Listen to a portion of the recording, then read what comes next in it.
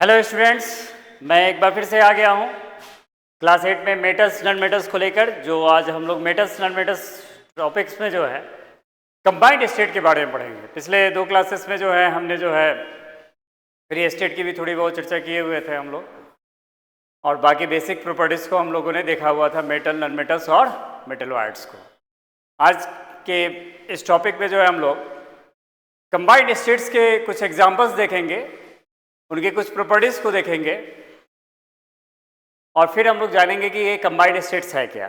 जैसे कि यहाँ पे दिया हुआ है कि हाईली रिएक्टिव मेटल्स जो प्रेजेंट्स होते हैं, कार्बोनेट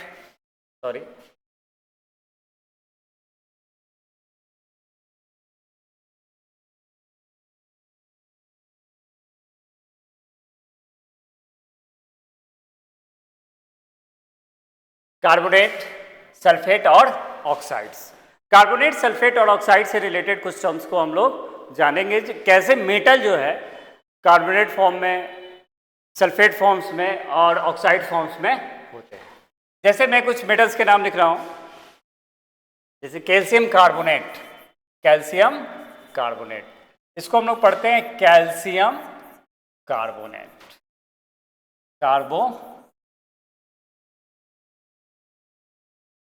ये मैंने कैल्शियम के लिए एक सिंबल यूज किया और कार्बोनेट्स के लिए भी मैंने सिंबल्स यूज किया है, कैल्शियम कार्बोनेट्स को। एक दूसरा मैं एग्जांपल्स लेता हूं, जिंक कार्बोनेट,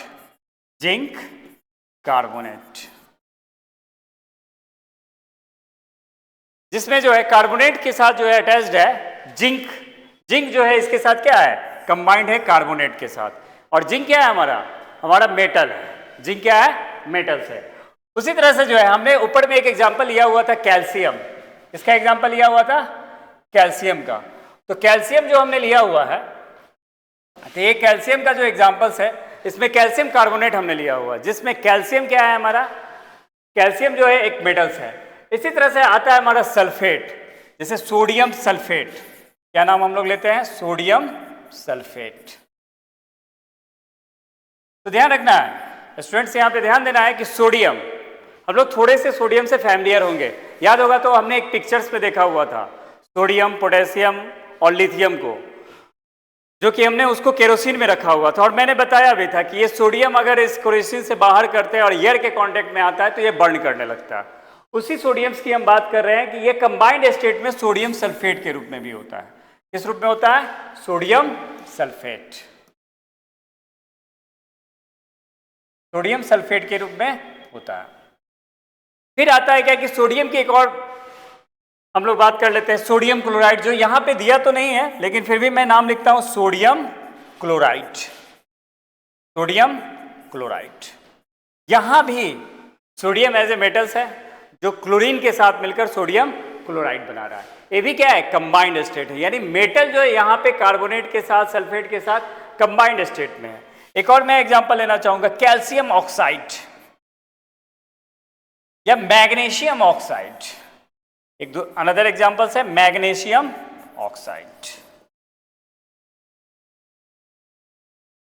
याद होगा स्टूडेंट्स, तो आपको ध्यान में आया होगा कि मैग्नीशियम मैंने रिबन के जैसा दिखलाया हुआ था, एक सर्कुलर लूप में रिबन्स था जो एल्युमिनियम कलर्स का दिख रहा था, वही मैग्नीशियम है जो हमारा कंबाइंड स्टेट में मैग्नीशियम ऑक्साइड के रूप में पाया जाता है, यानी कंबाइंड स्टेट्स में पाया जाता है। यानी सीधे कहता क्या है कि जो हाईली रिएक्टिव मेटल्स होते हैं, हाईली रिएक्टिव मेटल्स ये कंबाइंड स्टेट में ही पाए जाते हैं। तो जनरली जैसे कि हम अभी जो है सिर्फ 4 ही हाईली रिएक्टिव मेटल्स को यहाँ पे लिखते हैं। पहला में आ गया आपका पोटेशियम, सेकेंड आ गया कैल्शियम, सेकेंड में आ गया आपका 1 मिनट, सीरीज थोड़ी सी गड़बड़ हो गई है।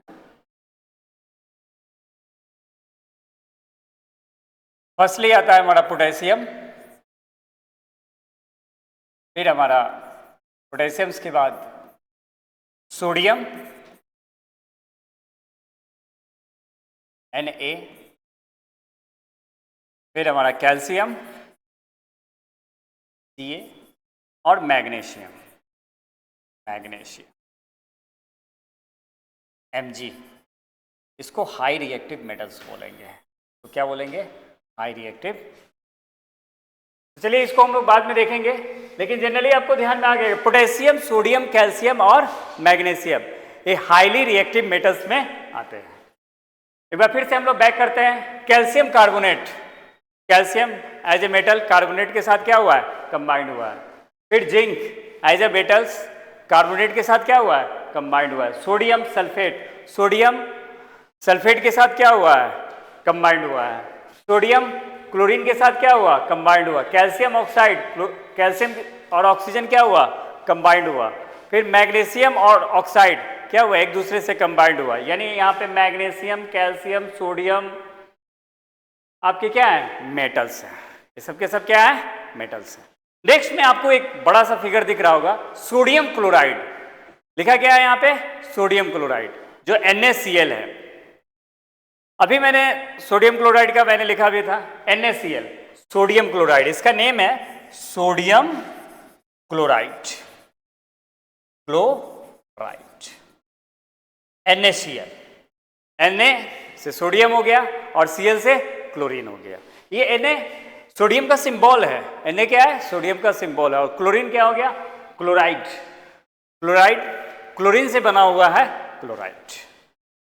तो ये सोडियम क्लोराइड है जो घरों में कॉमन साल्ट के रूप में हम लोग इसका यूज करते हैं। हम लोग ने स्टार्टिंग में जब चैप्टर का मैं इंट्रोडक्शन दे रहा था तो मैंने एक बॉल में जो है सोडियम क्लोराइड को दिखलाया होता है कॉमन साल्ट को, वही कॉमन साल्ट है जो NaCl के रूप में। और यहाँ पे जो है बॉल्स के बदले जो है एक जार में रखा हुआ है, यहाँ पे दिखलाया गया है उस जार को, और इसी जार में जो है NaCl को रखा गया जो कॉमन साल्ट के रूप में हम लोग यूज करते हैं। नेक्स्ट में हमारा जो है यहाँ पे दिख रहा है कि सोडियम नाइट्रेट, सोडियम नाइट्रेट्स, इसका यूज जो है हम लोग जो है फार्मिंग में करते हैं, खेतों में करते हैं as a fertilisers, chemical fertilisers है जो सोडियम नाइट्रेट है। अगर इसकी मैं केमिकल फार्मूले की बात करूं तो इसका केमिकल फार्मूला जो होता है सोडियम नाइट्रेट का, ये होता है NaNO3। सोडियम नाइट्रेट का जो केमिकल फार्मूला होता है NaNO3 होता है। Na से सोडियम हो गया और NO3 से क्या हो गया, आपका नाइट्रेट हो गया, इसलिए हम लोग इसको क्या पढ़ते हैं, सोडियम नाइट्रेट। Na से सोडियम आप लोग ऑलरेडी जानते हो, लेकिन आपके लिए नाइट्रेट एक नया वर्ड होगा, नाइट्रेट। फिलहाल आपको ध्यान में रखना है कि नाइट्रेट को हम लोग क्या बोलते हैं, NO3 बोलते हैं। नाइट्रेट को क्या बोलते हैं, NO3। और सोडियम तो हमारा सोडियम है ही, जिसको हम लोग Na के रूप में जानते हैं। थोड़े से आप फैमिलियर हो गए होंगे सोडियम के साथ, अब धीरे धीरे आप नाइट्रेट के साथ भी हो जाइएगा। ये पैकेट दिखला रहा है कि हम लोग जो है इसको यूज करते हैं एज ए फर्टिलाइजर। फिर अगला जो है हमारा है वॉशिंग सोडा। वॉशिंग सोडा एक कॉमन है, यहाँ पे जैसे कुछ पिक्चर्स दिखलाए गए हैं जिसमें कपड़े का पिक्चर्स होगा, बकेट्स वगैरह, हमको क्लीनिंग एजेंट के रूप में जो है वॉशिंग सोडे का यूज करते हैं। किस रूप में करते हैं, as a cleaning agent. Washing soda is used as a cleaning agent. इसके भी अपने केमिकल फार्मूला होते हैं, थोड़ा सा लंबा केमिकल फार्मूला है। इसका केमिकल फार्मूला जो है Na2CO3 into 10H2O है। इसमें सबसे अच्छी बात यह है कि ऑलरेडी आप लोग H2O के बारे में जानते हो। H2O मीन्स वाटर, ऑलरेडी आप लोग no.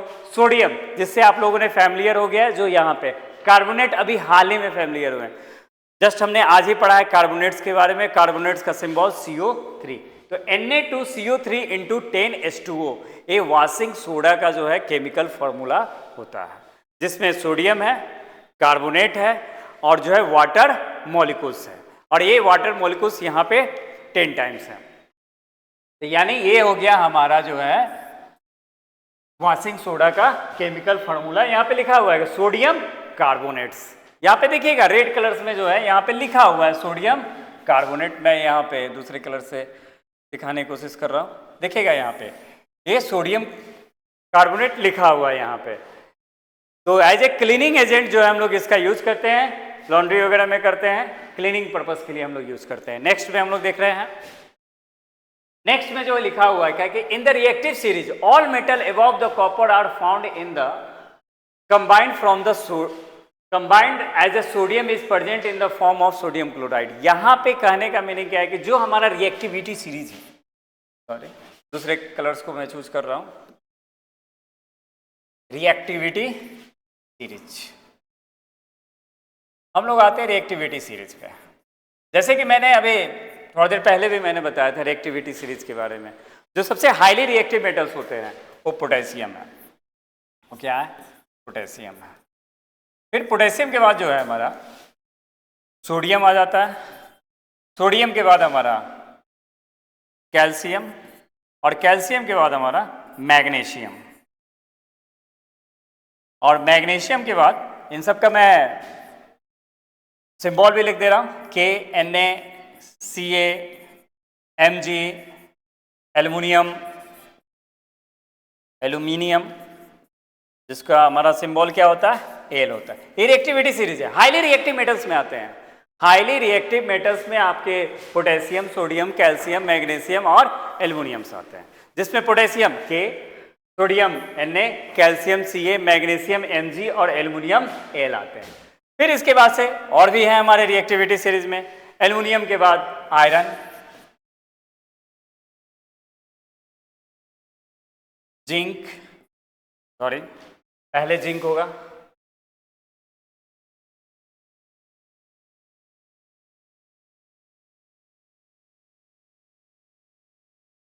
Zinc, iron, lead, Pb, फिर हमारा हाइड्रोजन और कॉपर H, Cu। देखिएगा यहां पे इसी चीज की बात करने की कोशिश किया। इन the reactive series all the metals above copper, copper से ऊपर मेटल्स सिवाय इसको हाइड्रोजन को एक्सेप्ट करके, यहाँ पे हाइड्रोजन को हम लोग जो है एक्सेप्ट कर देते हैं, तो are found in the combined form as a sodium. Sodium की तरह ये कंबाइंड स्टेट में पाए जाते हैं, चाहे पोटेशियम हो, सोडियम हो, कैल्शियम हो, मैग्नीशियम हो, एल्युमिनियम हो, जिंक हो, आयरन हो, लेड हो, ये सारे के सारे क्या पाए जाते हैं? हमारे कंबाइंड स्टेट में पाए जाते हैं। ये फ्री स्टेट्स में नहीं पाए जाते हैं। जबकि कॉपर से नीचे जो होते हैं वो हमें फ्री स्टेट्स में पाए जाते हैं। लेकिन एक उसमें से भी नहीं पाया जाता, जैसे मर्क्यूरी, ये नहीं पाया जाता है। मर्क्यूरी के बाद से हमारा सिल्वर, गोल्ड, प्लेटिनम, ये लो रिएक्टिव है, लो रिएक्टिव मेटल्स में आते हैं। कौन कौन से आते हैं? Silver, gold, platinum.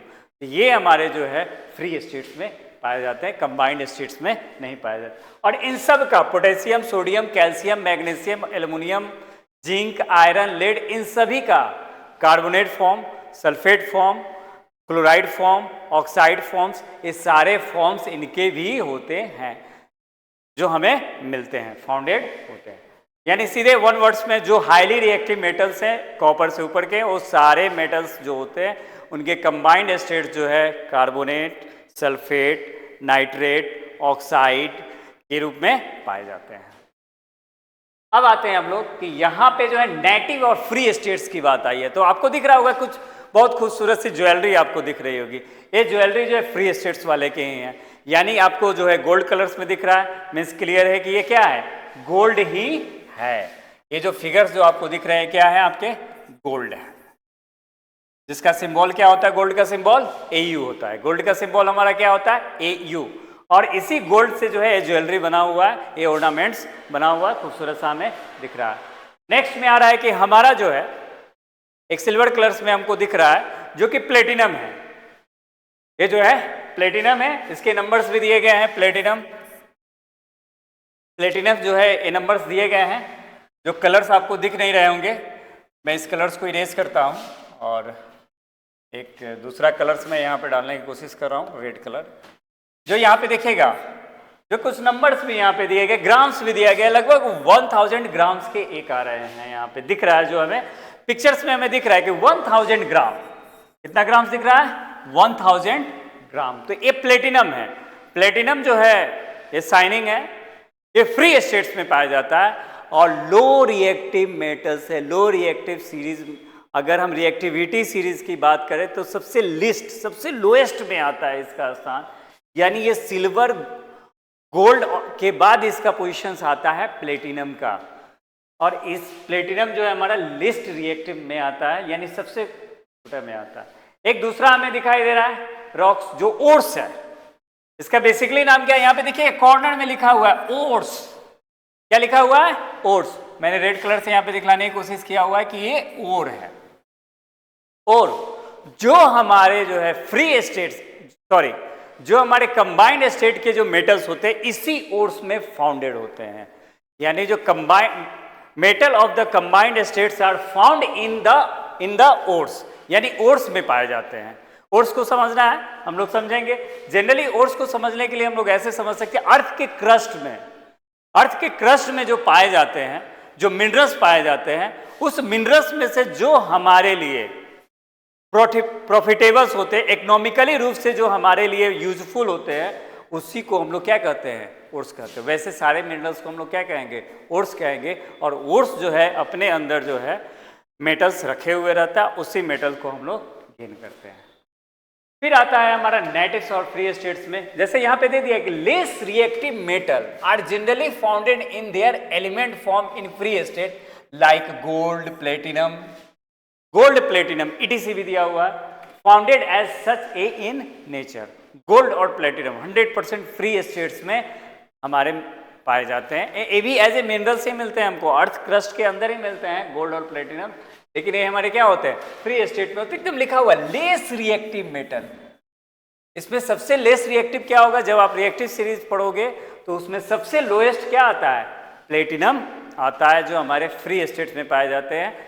Free state में कहने का मीनिंग क्या है कि ये किसी के साथ रिएक्ट ही नहीं कर पाते हैं या किसी के साथ कंबाइन नहीं हो पाते। जैसे गोल्ड मेटल है, लेकिन हम चाहें कि गोल्ड कार्बोनेट हो जाए, ऐसा नहीं होता।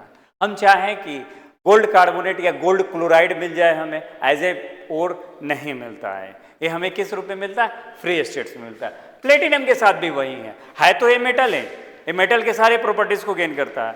ये क्या करता है, गोल्ड और प्लेटिनम, गोल्ड जिसका सिंबल AU होता है, और प्लेटिनम जिसका सिंबल जो है PT होता है। दोनों के साथ क्या है कि दोनों हमारे मेटल्स हैं। मीन्स मेटल क्यों है, वाई मेटल्स, मेटल्स इसलिए क्योंकि ये इलेक्ट्रॉन को क्या करते हैं, लूज करते हैं, लूज द इलेक्ट्रॉन। ये इलेक्ट्रॉन को लूज करते हैं, और इलेक्ट्रॉन को लूज करने के कारण ही जो है ये क्या आ गया, हमारे जो है मेटल्स में आ गया। और साथ ही में क्या करते हैं कि इनके कुछ प्रॉपर्टीज है, जैसे मेटल्स में क्या होता है, लस्ट्रस प्रॉपर्टीज होती है, मेलेबिलिटी प्रॉपर्टीज होती है, डक्टाइल प्रॉपर्टी, ये सारे प्रॉपर्टी को गेन करता है गोल्ड और प्लेटिनम, सारे प्रॉपर्टीज को गोल्ड करता है। ऑर्नामेंट्स जो है हम लोग गोल्ड से ही क्यों बनाते हैं, एक तो फ्री स्टेट्स में ये जल्दी किसी के साथ रिएक्ट नहीं करता है, साथ ही साथ क्या है कि ये हाईली मेलेबल है, हाईली डक्टाइल है, हाईली डक्टाइल से, इस कारण से जो है इसका हम लोग यूज करते हैं फ्री स्टेट्स में। अंडरस्टूड। फिर आते हैं हम लोग, कह रहा है कि earth crust metal are there compound and present as a minerals. मैंने बोला था ना कि मिनरल्स के रूप में क्या होते हैं, ये पाए जाते हैं। किस रूप में पाए जाते हैं, minerals, which can have metal in different quantities. ये मेटल जो होते हैं डिफरेंट क्वांटिटीज में पाए जाते हैं, यानी इनका अमाउंट जो होता है ना, जो मेटल्स के जो अमाउंट्स होते हैं इस मिनरल्स में डिफरेंट होता है। When minerals contain very high percentage of particle of metal, high percentage में जब मेटल्स पाए जाते हैं, which can profitably extracted from it, यानी इसको हम लोग अपने फायदे के लिए, प्रॉफिट के लिए, इकोनॉमिकली रूप से जब हम लोग इसको गेन करते हैं, तो इस तरह के मिनरल्स को हम लोग क्या कहते हैं, ओर्स कहते हैं। इस तरह के मिनरल्स को क्या कहते हैं, ओर्स कहते हैं। यानी एक सिंपल लैंग्वेज में हमें समझना है कि ओर्स कहता क्या है कि अर्थ के क्रस्ट के अंदर वैसे मिनरल्स जिनको हमें इकोनॉमिकली रूप से हमें जो है प्रॉफिट हो, वैसे मेटल्स जो हमारे ओर्स मिनरल्स में पाए जाते हैं, उसको हम लोग क्या कहेंगे, ओर्स कहेंगे। उसको क्या कहेंगे, ओर्स कहेंगे। क्लियर। फिर आते हैं हम लोग नेक्स्ट पॉइंट में, कहता है क्या है कि कुछ हमारे जो some important element their symbols and atomic number, कुछ जो है एलिमेंट्स हैं, सिंबल है और उनके एटॉमिक नंबर्स हैं। हमारे जो मैंने बताया हुआ था कि 118 एलिमेंट्स होते हैं, जिसमें 92 क्या है आपके मेटल्स हैं, 8 क्या है मेटलॉइड्स हैं, और 18 क्या है नॉन मेटल्स हैं। तो यहाँ पे कह रहा है कि कुछ हम लोग इंपॉर्टेंट एलिमेंट को लिए हुए हैं जिनका सिंबल हम लोग देखेंगे। जैसे अभी जस्ट हम लोग ने देखा है सोडियम का सिंबल Na, गोल्ड का सिंबल Au, प्लेटिनम का सिंबल Pt, कॉपर का सिंबल Cu। तो उसी तरह से यहाँ पे कुछ अदर भी होंगे जो यहाँ पे दिख रहे हैं हमें डायग्राम्स में, जैसे hydrogen, helium, lithium, beryllium, boron, carbon, nitrogen, oxygen, fluorine, neon, oxygen, fluorine, neon, sodium, magnesium और एल्युमिनियम, इतने सारे हैं। एक बार फिर से आते हैं। हाइड्रोजन जिसका सिंबल क्या होगा यहाँ पे H होगा। हाइड्रोजन के बाद हीलियम जिसका सिंबल He होगा। लिथियम Li, सिंबल क्या होगा लिथियम का? Li होगा। लिथियम के बाद हमारा जो आता है बेरिलियम आता है, बेरिलियम Be, सिंबल जो है P होता है। फिर उसके बाद से बेरिलियम के बाद से हमारा क्या आ जाता है? बोरॉन आता है। बोरॉन का सिंबल B हो जाता है और उसका एटॉमिक नंबर भी 4 होता है। फिर उसके बाद से हमारा आता है कार्बन। कार्बन का सिंबल C होता है, एटॉमिक नंबर इसका 6 होता है। कार्बन के बाद हमारा नाइट्रोजन आता है। नाइट्रोजन का एटॉमिक नंबर 7 होता है और इसका सिंबल N होता है। नाइट्रोजन के बाद फिर हमारा क्या आता है? ऑक्सीजन आता है। ऑक्सीजन का जो है एटॉमिक नंबर 8 होता है और उसका सिंबल O होता है। ऑक्सीजन के बाद हमारा फिर आता है नियोन, फ्लोरीन आता है और फ्लोरीन का जो है एटॉमिक नंबर 9 होता है और सिंबल F होता है। फिर ऑक्सीजन आता है, नियोन आता है। नियोन का सिंबल जो है Ne होता है, एटॉमिक नंबर 10 होता है। नियोन के बाद फिर हमारा जो है सोडियम आता है। सोडियम का एटॉमिक नंबर जो है 11 है और सिंबल Na है। मैग्नीशियम का एटॉमिक नंबर 12 है और एटॉमिक नंबर 12 है और सिंबल उसका Mg है। फिर एल्युमिनियम आता है। एल्युमिनियम जो है 13 नंबर पे आता है, यानी एटॉमिक नंबर 13 है और सिंबल L है।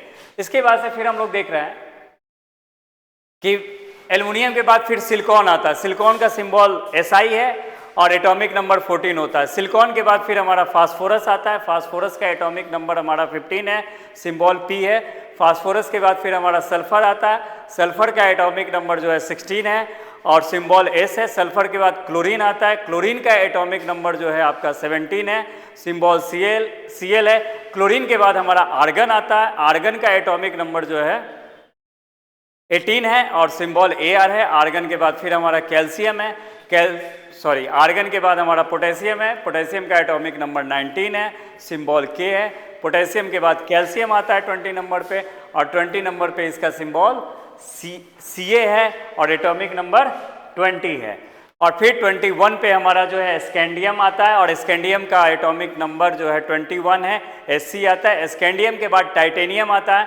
टाइटेनियम का एटॉमिक नंबर 22 है और सिंबल जो है Ti है। फिर वेनेडियम आता है। वेनेडियम का एटॉमिक नंबर जो है V है और एटॉमिक नंबर 23 है और इसका सिंबल जो है V है। वेनेडियम के बाद जो है क्रोमियम आता है। क्रोमियम का एटॉमिक नंबर जो है 24 है और इसको Cr से डिनोट करते हैं। क्रोमियम के बाद फिर हमारा मैग्नीज आता है। मैग्नीज जो है Mn से डिनोट करते हैं, एटॉमिक नंबर 25 है।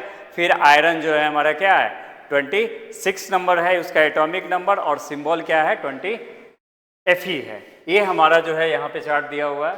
फिर जो है कुछ और दिए गए हैं, कोबाल्ट निकल कॉपर जिंक। तो कोबाल्ट जो है हमारा जो है 27 नंबर पे आया। निकल जो है 28 नंबर पे, सिंबल इसका Ni है। निकल के बाद कॉपर आता है 29 नंबर पे, Cu है। और फिर कॉपर के बाद जो है हमारा जिंक आता है। जिंक का सिंबल Zn है और एटॉमिक नंबर 30 है। यानी सिंपल जो है यहाँ पे 1 to 30 तक जो है आपको जो है एलिमेंट्स नेम दिए गए हैं। 1 to 30 तक आपको एक बार फिर से दिखाते हैं। Hydrogen, helium, lithium, beryllium, boron, carbon, nitrogen, oxygen, fluorine, neon, sodium, magnesium, aluminium, silicon, phosphorus, sulphur, chlorine, argon, potassium, calcium, scandium, titanium, vanadium, chromium, manganese, iron, cobalt, nickel, copper, zinc. ये जो है 30 एलिमेंट्स यहाँ पे दिए गए हैं। Understood? अब आते हैं हम लोग देखते हैं इन सिंबल के अलावा there are the some visual properties which help the recognisation of the metals. कह रहे क्या कि कुछ विजुअल प्रॉपर्टीज हैं जो हमारे लिए हेल्पफुल होते हैं मेटल्स को आइडेंटिफाई करने में। वो कौन कौन से प्रॉपर्टीज है तो जरा हम लोग देखते हैं।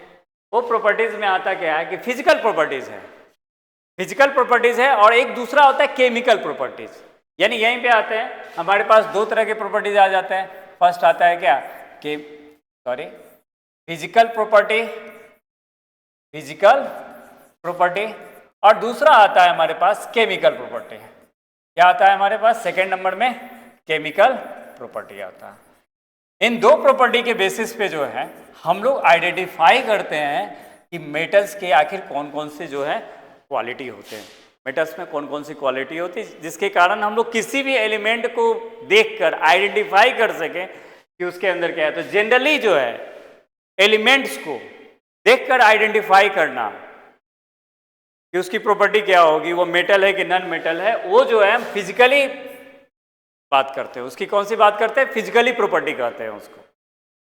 और जब हम किसी भी मेटल्स के इंटरनल प्रॉपर्टीज के कारण उसको आइडेंटिफाई करते हैं तो हम उसे केमिकल प्रॉपर्टी कहेंगे। अंडरस्टूड? एक बार फिर से आ जाइए, देखिए physical property, a property in which identify the element to see is called the physical property, while chemical property means क्या हो गया? Element which participate in chemically reactions is called the chemical property. फिर हमारे पास आता है क्या है कि physical properties of the metals. Physical properties of metals में यहाँ पे जैसे खूबसूरत सा मेटल्स दिखाया गया, यहाँ पे एक बार फिर से जो है सिल्वर कलर्स में कुछ दिखाए गए हैं, सॉरी गोल्ड कलर्स में दिखाए गए हैं, और गोल्ड कलर्स में आपको काफ़ी अच्छे से दिख रहा है। फिर यहाँ पे जो है सिल्वर कलर्स दिखाए गए हैं। कौन सा कलर दिखाया गया है? सिल्वर कलर्स दिखाए गए हैं। फिर यहाँ पे जो है एक बार फिर से जो है यहाँ पे लिखा भी गया, उन दोनों में तो लिखा भी नहीं, यहाँ पे लिखा गया कि मर्क्यूरी है। मर्क्यूरी का ध्यान में आ रहा है कि मर्क्यूरी का यूजेज कहाँ पे होता है? नहीं ध्यान में आ रहा होगा तो ध्यान दे लीजिए। जब हमें बुखार हो जाता है, फीवर हो जाता है, तो हम लोग थर्मामीटर का यूज़ करते हैं। थर्मामीटर का यूज़ करते हैं तो जो पॉइंट जो हिस्सा होता है जिसका हम लोग यूज बॉडी को टच करने में करते हैं, उस हिस्से पे देखिएगा तो आपको जो है मर्क्यूरी दिखता है। क्या दिखता है? मर्क्यूरी, जो सिल्वर कलर्स का होता है। मर्क्यूरी क्या होता है? जनरली सिल्वर कलर्स का होता है। ये मर्क्यूरी आपको दिखता है। अंडरस्टूड?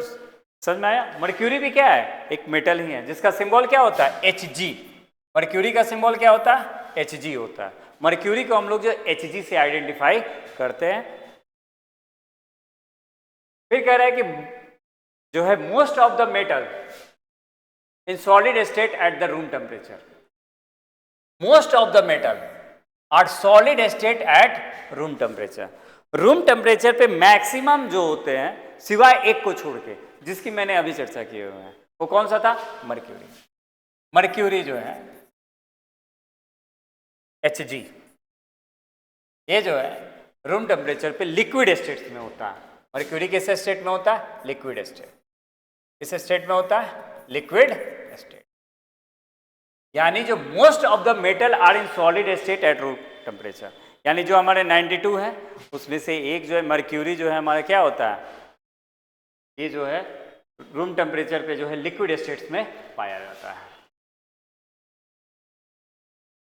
फिर यहाँ पे एग्जांपल दिया है गोल्ड, सिल्वर। एक तो एज ए ऑर्नामेंट्स हम लोग यूज करते हैं घरों में, जो है औरतें वो जो है यूज करती हैं गोल्ड और सिल्वर का, और उनके ऑर्नामेंट्स का लोग यूज करता है जो कि सॉलिड स्टेट्स में ही होता है। फिर इसके बाद से इसके रीजन है कि metal are rigid and lightly packed. Rigidly and lightly packed का मतलब हो गया क्या कि जो एक गोल्ड है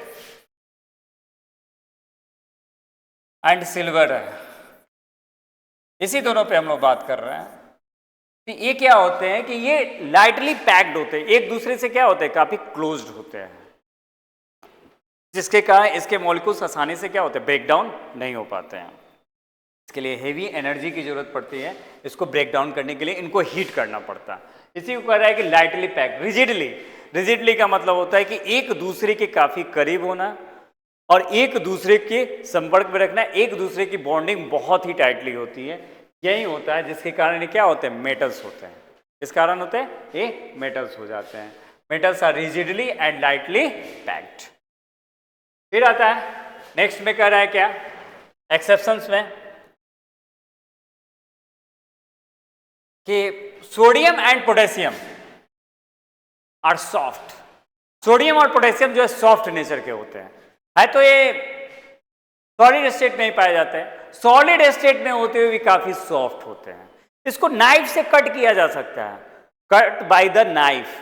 sodium and potassium, sodium and potassium, साथ में मैं एक और ले लेता हूं, लिथियम एंड लिथियम।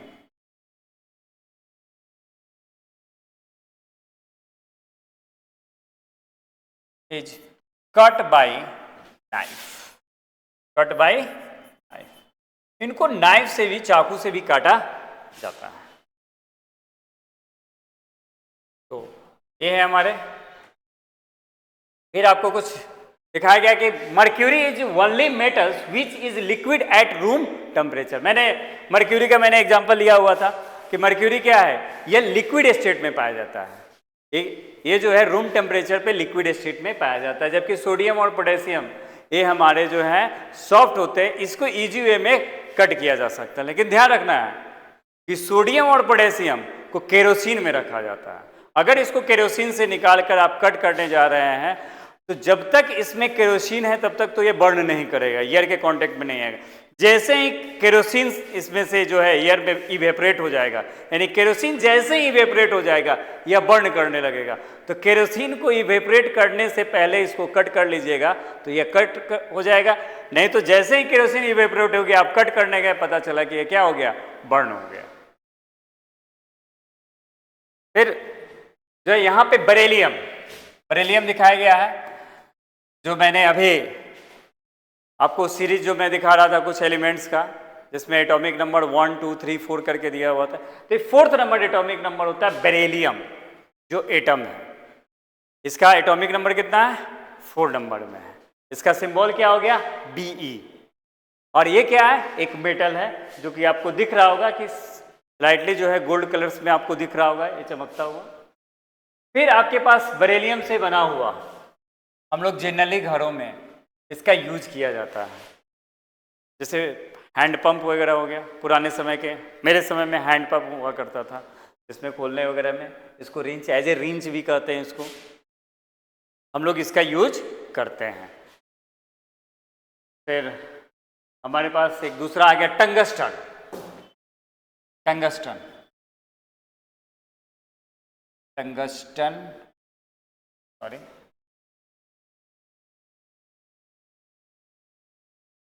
टंगस्टन का यूज जो है, टंगस्टन का सिंबल W हो गया। टंगस्टन का यूज जो है हम लोग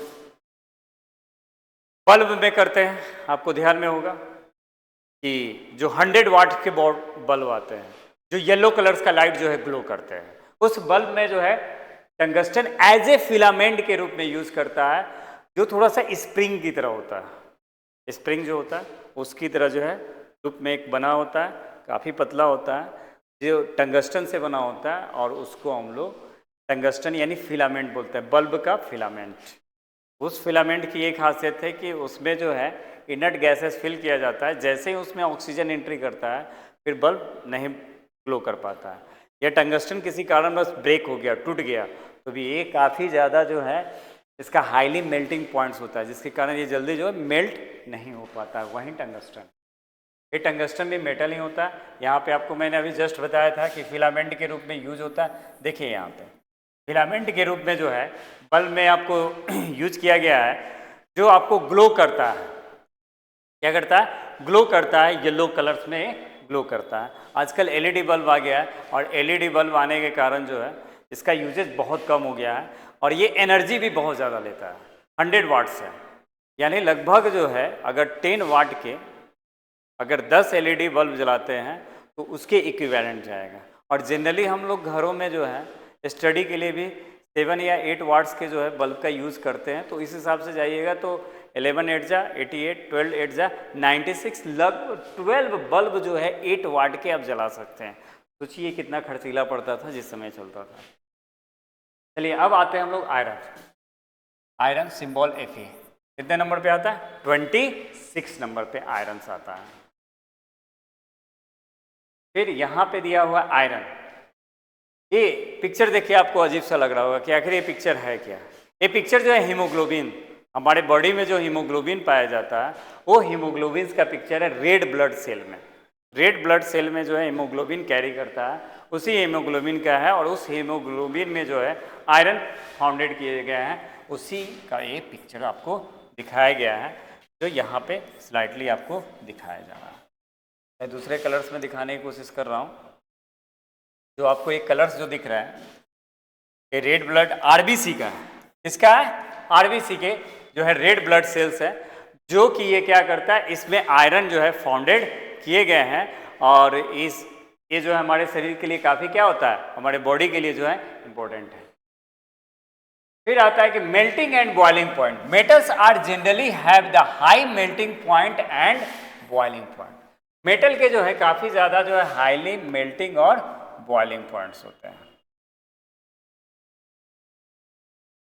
मेटल के जो है high melting point and boiling point होते हैं, यानी जो मेटल्स होते हैं उसके काफ़ी हाई मेल्टिंग और बॉइलिंग, हर मेटल्स के जो होते हैं मेल्टिंग पॉइंट्स, जैसे beryllium, tungsten, iron, highly melting points हैं।